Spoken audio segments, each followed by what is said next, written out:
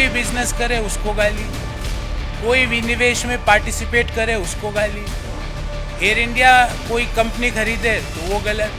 तो मुझे लगता है कि कहीं ना कहीं जो नीतियां हैं और जो इश्यूज हैं उसको कांग्रेस पार्टी टैकल करने में कहीं ना कहीं बड़े गैप उसके अंदर आ रहे हैं। मेरा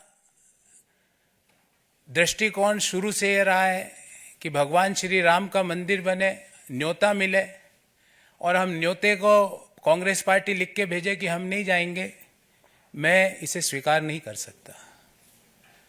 देश में मैं अर्थशास्त्र का विद्यार्थी हूँ, बड़े समय तक अर्थशास्त्र और वित्त देश के प्रतिष्ठित संस्थाओं में पढ़ाया भी है मैंने। सुबह से शाम वेल्थ क्रिएटर्स को गाली, उन नीतियों को गाली, निजीकरण, उदारीकरण, वैश्वीकरण, जो पूरी दुनिया मानती है कि जो डॉक्टर मनमोहन सिंह जी और पीवी नरसिम्हा राव जी की सरकार ने किया, उन नीतियों को गाली। कोई बिजनेस करे उसको गाली, कोई विनिवेश में पार्टिसिपेट करे उसको गाली, एयर इंडिया कोई कंपनी खरीदे तो वो गलत। तो मुझे लगता है कि कहीं ना कहीं जो नीतियां हैं और जो इश्यूज हैं उसको कांग्रेस पार्टी टैकल करने में कहीं ना कहीं बड़े गैप उसके अंदर आ रहे हैं। और मैंने अपनी चिट्ठी में भी यही लिखा है और मैंने प्रमुख कारण ये बताया कि मेरे में इतनी ताकत नहीं है कि मैं सुबह से शाम बैठकर वेल्थ क्रिएटर्स को गाली देता फिरूं, मैं नहीं दे सकता। मेरे में इतनी ताकत नहीं है कि जब सनातन धर्म के ऊपर सवाल उठाए और मैं चुपचाप बैठ जाऊं, मेरे से नहीं होगा। कांग्रेस पार्टी के नेताओं ने, कांग्रेस पार्टी के जो अलायंस पार्टनर्स हैं, उन्होंने सनातन धर्म के ऊपर बड़े बड़े प्रश्न उठाए, क्यों उसका जवाब नहीं दिया गया? एक इश्यू तो आप छोड़ नहीं सकते ना, उस इश्यू को तो आपको जवाब तो देना पड़ेगा। मैंने सारे विस्तार से ये सारी बातें इस चिट्ठी में लिखी है।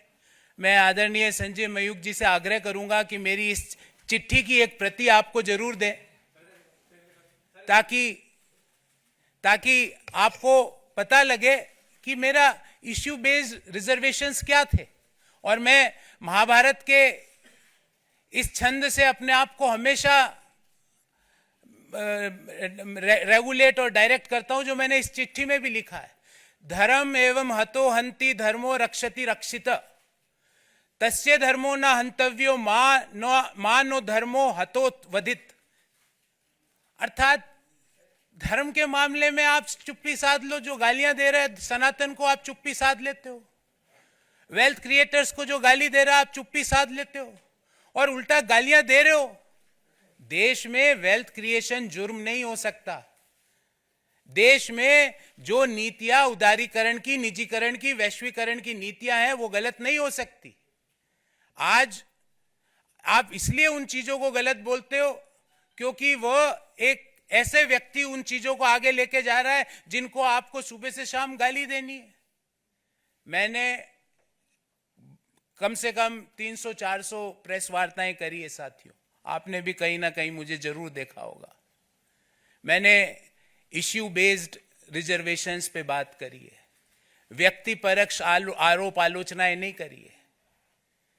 व्यक्तियों के बारे में राजनीतिक पार्टियों पे आक्षेप नहीं होते। राजनीतिक पार्टियां आइडियोलॉजीज पर आधारित होती है और जो आइडियोलॉजीज पर मैं ये सोच के कांग्रेस पार्टी, जिस आइडियोलॉजी को सोच के मैंने ज्वाइन किया था कि नए आइडियाज का, इंटेलेक्चुअल आइडियाज का, नए सोच का वहां पर सम्मान होगा, पर नए सोच का, नए आइडियाज का, नए लोगों को सम्मान छोड़ के क्रश करने की प्रक्रिया भारत को आगे नहीं ले जा सकती।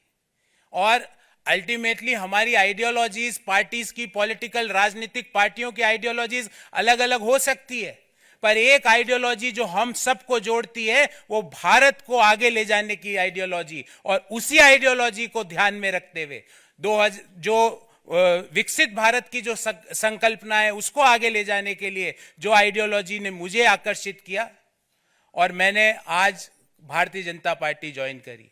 मुझे उम्मीद है मैं अपनी योग्यता का, अपने ज्ञान का, अपनी समझ का प्रयोग भारत को आगे ले जाने में जरूर भारतीय जनता पार्टी के माध्यम से कर पाऊंगा।